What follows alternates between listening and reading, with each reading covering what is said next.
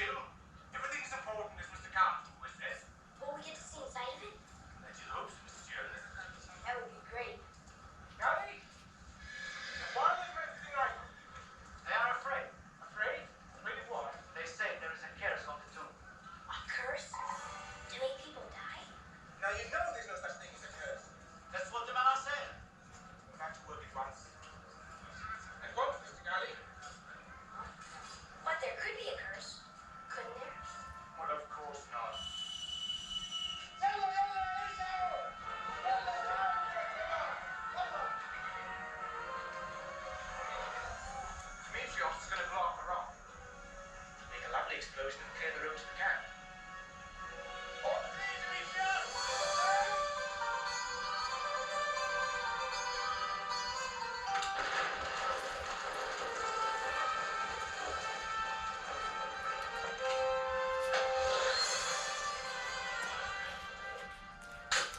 make sure you get some pictures of these seals. Very good, Mr. Carter. We found these last month. Pottery, linen, these clay seals, all 18th dynasty. This one bears the name of the king, Tutankhamun. Ah, the boy Pharaoh, Mr. Carter. How old was he? About your age, when he became a pharaoh. Do you think his tomb still exists? I'm certain of it, Mr. Norris, and I believe we shall find it. With hard work and a great deal of luck. I have an almost superstitious conviction about it. Not very scientific, I'm afraid. The tomb you found yesterday, Mr. Carter. Also 18th dynasty, but alas, not the king's. His name was Carl. Car? Seems to be in some kind of architect or engineer. We may know more when we open up his tomb. Will you be the first ones inside of it? Yes. Would you like to come along? Jeepers creepers. Thanks. The workers won't go in because of the curse. Superstition, Mr. Galley. It's only superstition.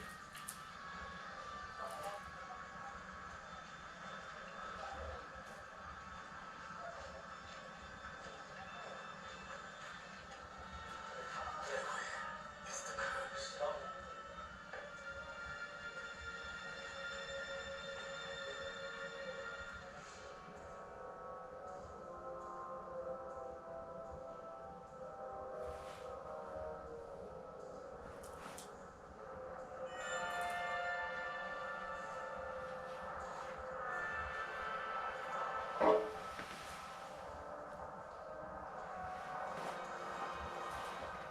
We must be very careful here.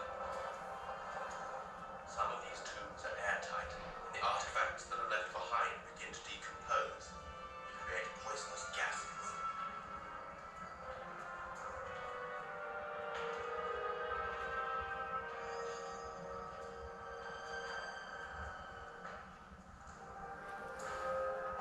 In the royal tombs, there are many traps to discourage grave robbers.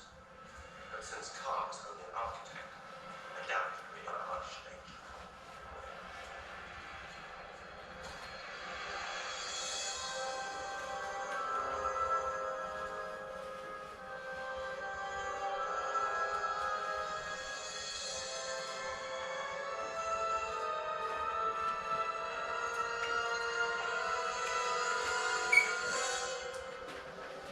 He that enters my tomb, I shall burn with my fire.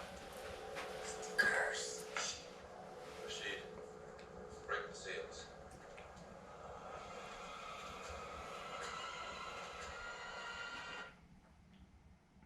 All right. So, how much of what we know about archaeology is realistic in this particular video, this clip? So, we could say what details are fictionalized and what details are sensationalized in the movie. All right, fictionalized means that the situations were created in an imaginary version. And then sensationalized means that the situation is exaggerated or made to seem more exciting. How would these details be different on an actual archaeological site? So let's think about it for a minute. So, are children allowed on sites? Not really, because it's dangerous. You have a lot of digging, you have a lot of dirt, you have a lot of people moving around, heavy objects, so you have to have a very safe site. So for a young man of Henry's age, probably wouldn't be allowed there. The other thing that's a little bit sensationalized, the archaeologist went inside the tomb without writing down the information that they would be looking at. And that's one thing that we learned from Archaeology 101, that they took notes wherever they went, or they take notes wherever they go, and they take pictures. Now, one thing we did see that was real, what we considered real, is that they took pictures and they put everything in on the table and they labeled it to make sure that they knew where they obtained those objects from. Okay? So now, let's take a look at our T-chart. Now, with your items that you have already, your workbooks at home, this chart is similar to what you would be looking at. Now, we're not just going to look at this piece right here, but this section of the video that we watched, these are some of the things that we could pull out and determine what was realistic and what was unrealistic. So we said people working on the site are camped out near the site. That's pretty real. If you're in a place that doesn't have a lot of civilization as far as having homes and cars, so you're going to probably have to camp out. So artifacts are identified and photographed. Pretty much, we saw that when we were reading Archaeology 101. Archaeologists enter tombs or they enter sites. Pretty much would happen in real life. Archaeologists discover sacred room. In the video, he did discover it. Now, what would make it a little bit unrealistic or sensationalized? So, Henry, the little boy, and his tutor, Miss Seymour, are allowed to come onto an archaeological site. We've already said that probably wouldn't happen in real life.